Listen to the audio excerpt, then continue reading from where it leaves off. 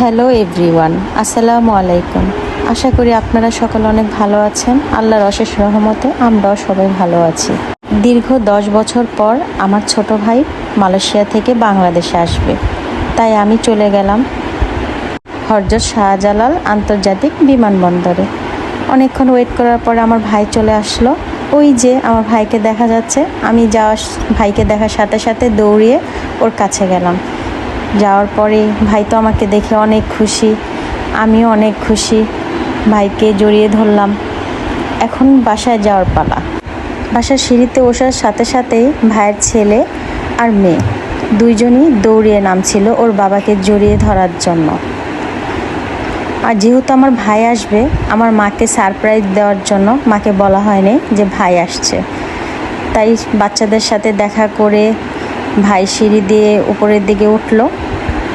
ওঠার সাথে সাথেই ভাইয়ের ওয়াইফ তাকে রিসিভ করার পরে পাশের ফ্ল্যাটে আমার আরেকটা মামাতো ভাই থাকে। ওর রুমে মা বসে বসে গল্প করছিল ছোট ভাইয়ের ব্যাপারে। তখন আমার ভাই গিয়ে মাকে সারপ্রাইজ দিবে। এবার মাকে সারপ্রাইজ দেওয়ার পালা। মা তো ভাইকে দেখে পুরো অবাক, ভাবতেই পারছে না যে কে। মা তো দেখেই অবাক, এইটা আবার কে। কিছুক্ষণ পরে মা বুঝতে পারলো তার ছোট্ট ছেলেটা প্রবাস থেকে এসেছে। কান্নায় সবাই জর্জরিত। মাও খুব কান্না করলো। এটা হলো একটা খুশির কান্না। মার সাথে কথা বললো, মাকে জড়িয়ে ধরলো। সবাই ভালো থাকবেন, আমাদের জন্য দোয়া করবেন নেক্সট ব্লগের জন্য। আসসালামু আলাইকুম।